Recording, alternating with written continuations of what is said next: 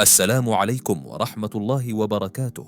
قبل أن نبدأ القصة، لا تنسوا دعم هذا الفيديو بالإعجاب والاشتراك، لأنه يساعدنا كثيرا على نشر هذا المحتوى الهادف. جزاكم الله خيرا.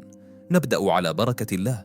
تبدأ قصتنا في زمن بعيد، في مملكة يحكمها ملك جبار، لا يقبل أن ينافسه أحد، ولا يسمح لأحد أن يعبد ربا غيره. كان هذا الملك يعتمد على ساحر كبير يأمره بتضليل الناس وإيهامهم بأن قوة الملك خارقة، وأنه صاحب المعجزات والسلطان المطلق. ومع مرور الأيام كبر الساحر واشتد ضعفه، فطلب من الملك غلاما يعلمه السحر ليكمل طريقه من بعده ويحفظ ملكه من السقوط. وقع اختيار الملك على غلام ذكي حسن الفطرة طيب القلب. كان الغلام يذهب كل يوم إلى الساحر ليتعلم منه، لكن طريقه كان يمر برجل صالح عابد زاهد يعيش بعيدا عن أعين الجنود. وفي يوم من الأيام توقف الغلام عند هذا الرجل وجلس يستمع إليه. سمع كلاما مختلفا، كلاما يهز القلب ويوقظ الفطرة، حديثا عن الله الواحد الملك الحق الذي لا يظلم ولا يظلم عنده أحد. شعر الغلام بأن هذا الرجل يقول الحقيقة، وأن نورا داخليا بدأ يشتعل في قلبه. صار الغلام يتردد على الراهب، يستمع إليه ويتعلم منه الإيمان واليقين. ومع الوقت بدأ هذا الإيمان يكبر، لكنه كان يتأخر عن الساحر بسبب جلوسه عند الراهب، فكان الساحر يغضب ويضربه، وكان أهله يلومونه، حتى نصحه الراهب بأن يخفي إيمانه وأن يقول لكل طرف ما يبرر غيابه. وفي يوم من الأيام، وبينما كان الغلام في طريقه، اعترضت الناس دابة عظيمة تمنعهم من المرور، وارتعب منها الجميع.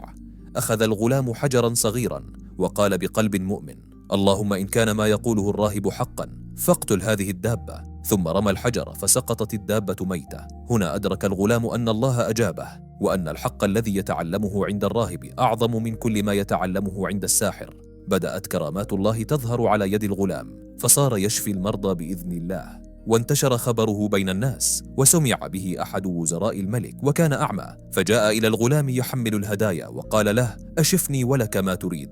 فقال الغلام: أنا لا أشفي أحدا، إنما يشفي الله، فإن آمنت به دعوته لك. فآمن الرجل فشفاه الله. عاد الوزير إلى الملك مبصرا، فغضب الملك وقال: من رد إليك بصرك؟ فقال الوزير: ربي. فاشتعل غضب الملك وصاح: أولك رب غيري؟ فعذبه حتى دل على الغلام. أحضر الغلام فعذبه الملك وطلب منه أن يعود إلى السحر، لكنه رفض، فأرشدهم الغلام إلى الراهب، فجيء به فثبت الراهب على إيمانه حتى قتل. أراد الملك قتل الغلام، فأمر جنوده أن يأخذوه إلى رأس جبل ويلقوه إن لم يتراجع. فلما وصلوا إلى القمة قال الغلام: اللهم اكفنيهم بما شئت. فاهتز الجبل وسقط الجنود ونجا الغلام. فعاد إلى الملك فأمر الجنود أن يحملوه في قارب ويلقوه في البحر، فدعا الغلام ربه مرة أخرى فغرق الجنود ونجا هو. عاد الغلام إلى الملك وقال له: لن تستطيع قتلي إلا بطريقة واحدة. فقال الملك: كيف؟ قال الغلام: اجمع الناس كلهم وخذ سهما من كنانتي وضعه في القوس، ثم قل بسم الله رب الغلام، فإن فعلت قتلتني. فرح الملك ظانا أنه انتصر. جمع الناس وأخذ سهما من كنانة الغلام ووضعه في القوس، ثم قال بصوت مرتفع: بسم الله رب الغلام.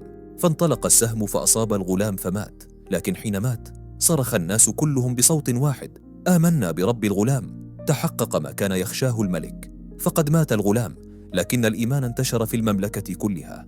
غضب الملك بشدة وأمر بحفر أخاديد عظيمة في الأرض واشتعلت فيها النيران، ثم بدأ بإلقاء كل مؤمن في النار، رجال، نساء، أطفال، كلهم كانوا يرمون في النار لأنهم قالوا كلمة واحدة: ربنا الله. ورغم ذلك لم يتراجع أحد، فالقلوب امتلأت نورا ويقينا. وكانت آخر من جاءت امرأة تحمل طفلا رضيعا، ترددت لأنها أم تخاف على صغيرها، لكن الرضيع نطق بكلمات من عند الله، كلمات أزالت الخوف من قلبها، وقال: يا أمه اصبري فإنك على الحق.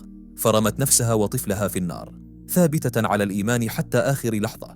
وهكذا انتهت قصة أصحاب الأخدود، لكنها بقيت عبرة خالدة تعلمنا أن الإيمان ليس كلمة تقال، بل يقين يجعل صاحبه ثابتا ولو وقف أمام نار مشتعلة، وأن الباطل مهما علا ينهزم أمام كلمة حق يصدح بها طفل صغير. وفي الختام، إن أعجبكم هذا النوع من القصص فلا تنسوا دعم الفيديو بالإعجاب والاشتراك وكتابة تعليق يشجعنا على تقديم المزيد. شكرا لكم، والسلام عليكم ورحمة الله وبركاته.